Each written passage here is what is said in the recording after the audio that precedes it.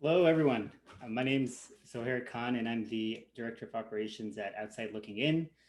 I'm also an engineer from another life, and today, as part of our summer challenge, we'll be talking about engineering.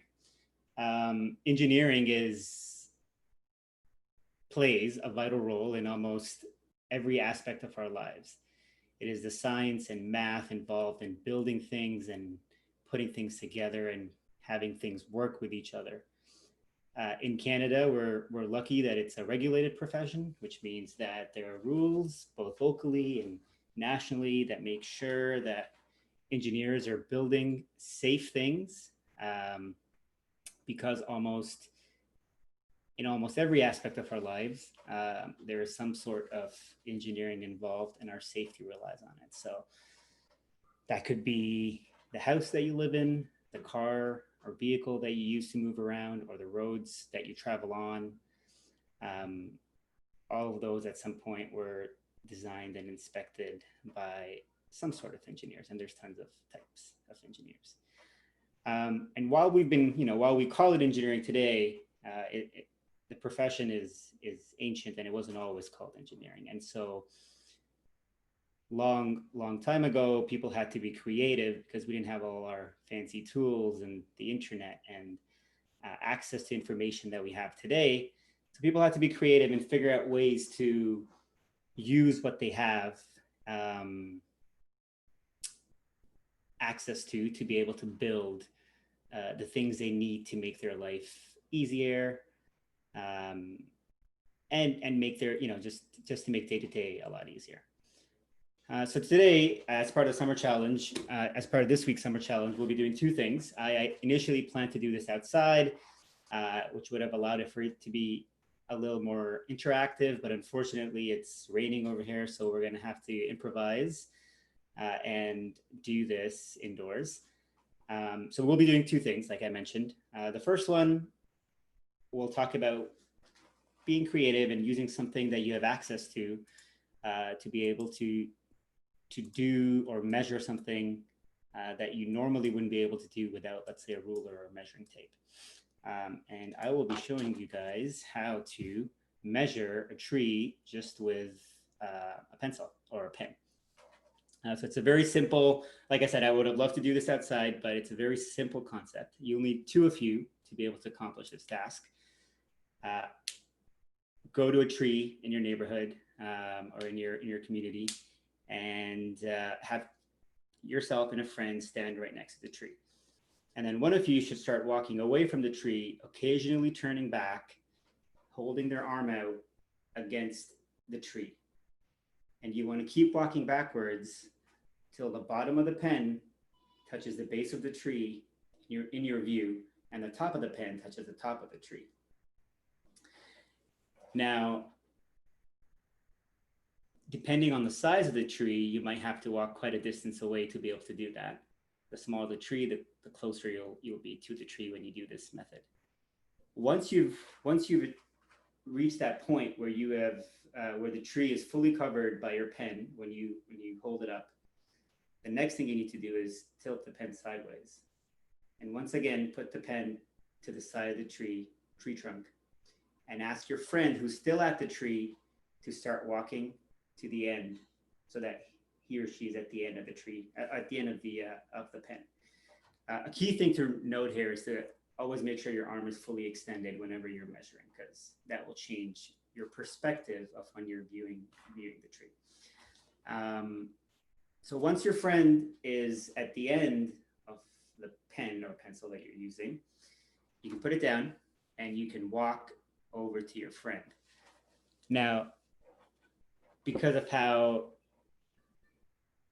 algebra and geometry work, the distance your friend is away from the tree is the exact height of the tree itself.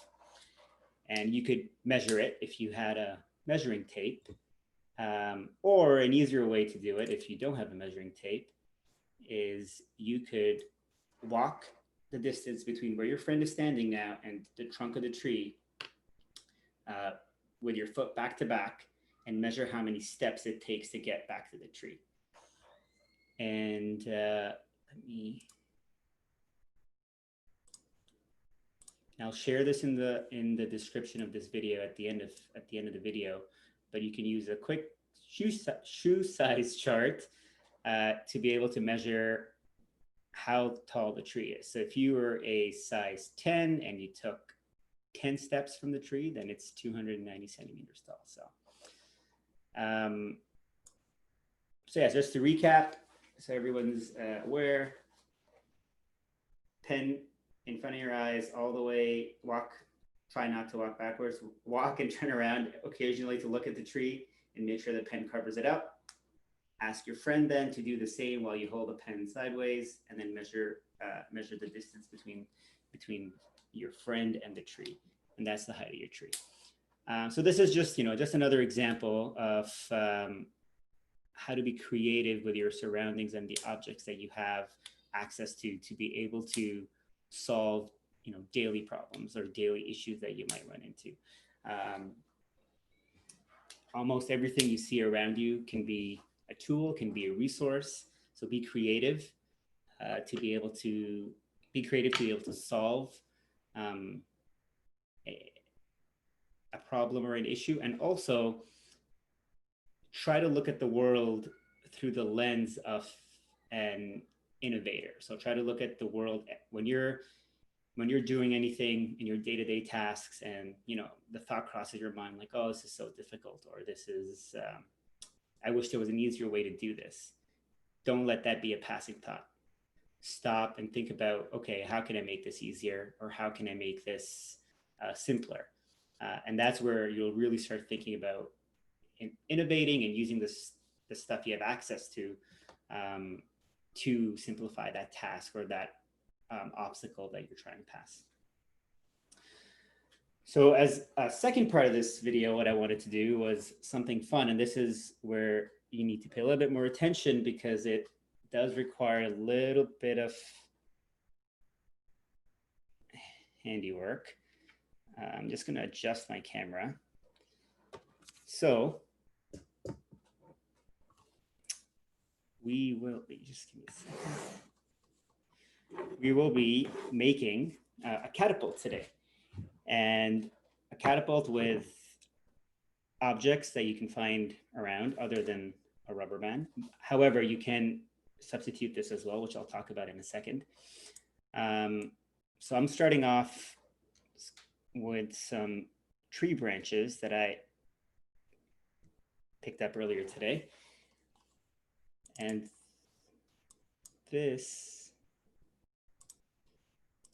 is what it looked like earlier today. So just a couple of branches that I picked off a maple tree, and then I cleaned them up, got rid of all the smaller twigs, and left the main branch intact so I could cut it up and use it for this activity.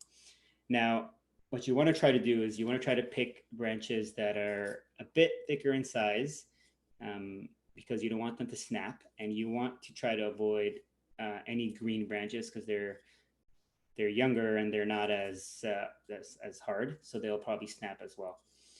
And so while I'm building this on my table, really you can build this catapult out of any size you want.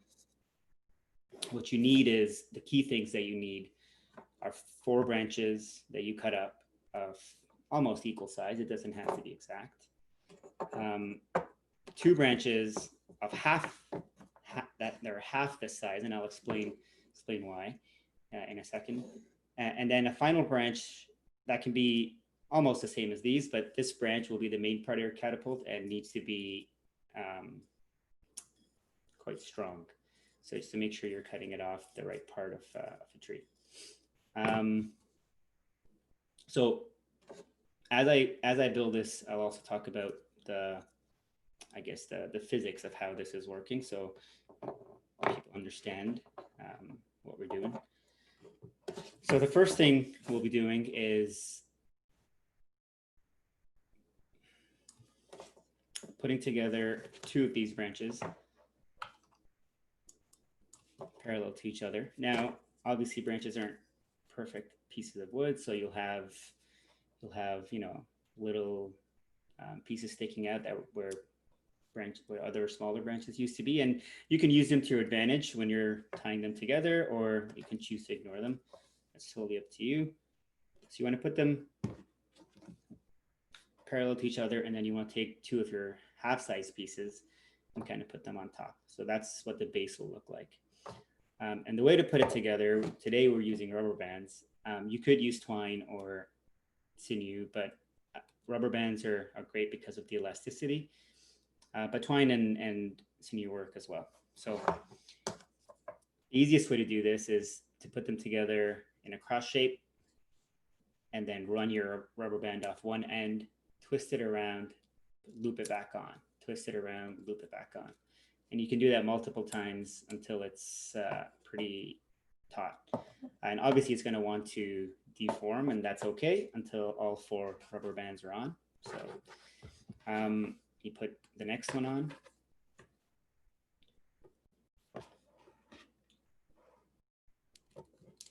Same concept, put it on, twist and turn, twist and turn.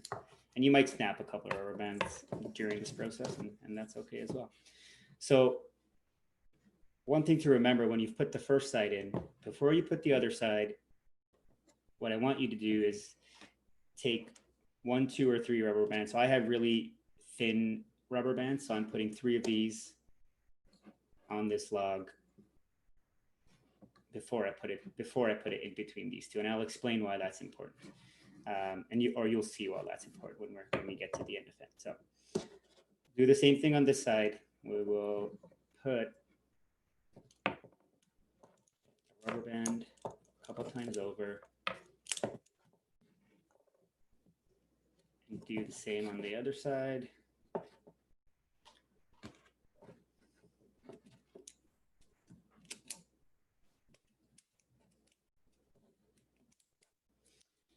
Now you should kind of have a frame that is pretty sturdy, all 4 rubber bands. So if you remember when I put the first one, the frame was trying to deform, but because it's almost equal size pieces, the rubber bands, the force from the rubber band is acting against each other, canceling it out and keeping it more or less into a uniform shape. So the next thing you want to be doing is grabbing 2 more of these sticks, putting them on top of the ones that you just made, the sides that you just made, and then we'll be doing the same thing and tying them up again with a bunch more rubber bands.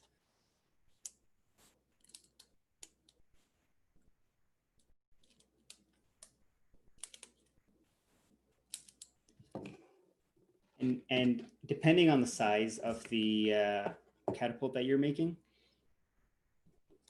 you can choose to use bigger, stronger rubber bands, or you can choose to use multiple bands because they might snap under the pressure of the catapult. So same thing I'm doing on the other side here.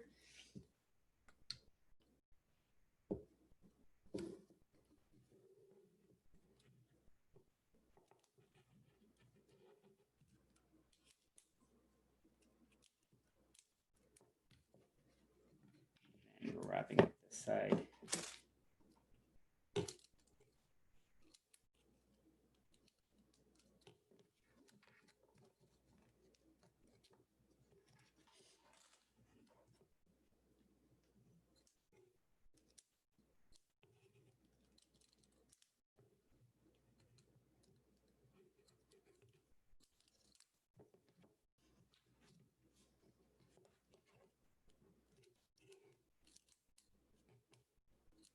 So I'm just going to put a couple more on each side, on all 4 corners, just because I don't want this thing snapping on live video.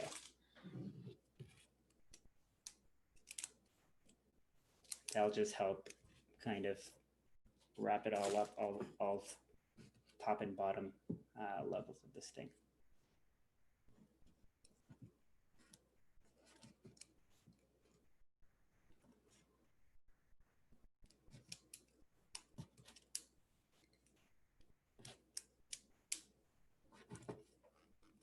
So now with the top and bottom layer on the sides established, it should be pretty sturdy and robust. So the next thing you want to be doing is, so this where the bands are that you put in is the back of the catapult, and this is the front. And so the next thing you want to be doing is putting a second piece here. And the reason this piece is important is because it acts as a base for your actual catapult to move over. If this was down here, your catapult would not only, or the arm of the catapult would not only hit the surface it's on because it'd be too low, it wouldn't actually have a piece to create tension over. So same concept again. You put the second piece over like so. So there is space in between. And then you start tying it up.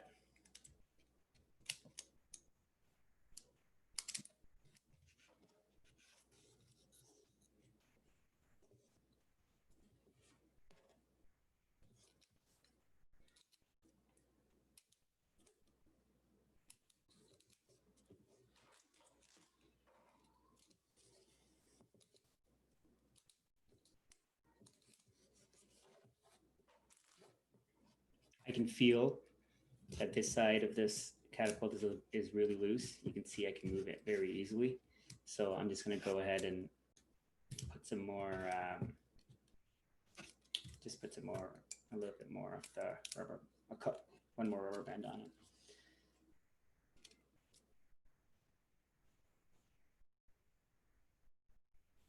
So now you got your catapult, you got the front that kind of looks like this with two branches. You got the back that has a single branch and has 3 rubber bands in my case.